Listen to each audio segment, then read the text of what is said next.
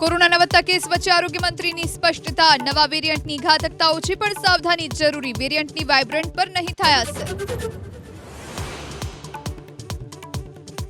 ભ્રષ્ટાચારીઓ સામે કાર્યવાહી કરવામાં ઢીલાશ ન રાખવા સીએમની સૂચના, કહ્યું હક વગર લેવું તે આધ્યાત્મિક, ધાર્મિક અને કાયદાકીય ત્રણેય રીતે ગુનો. ભાવનગરના રૂવામાં આંગણવાડીમાં પીરસાયેલા ભોજનમાં નીકળી ઈયળ, મમતા દિવસે પીરસાયેલા ભોજનમાં ઈયળથી વાલીઓએ કર્યો હોબાળો.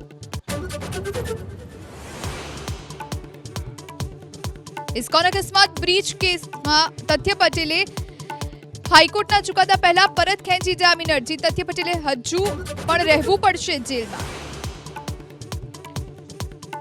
દિલ્હીના મુખ્યમંત્રી અરવિંદ કેજરીવાલ કાલે ઈડી સમક્ષ નહીં થાય હાજર, દિલ્હી શરાબ નીતિને લઈ બોલાવ્યા હતા પૂછપરછ માટે.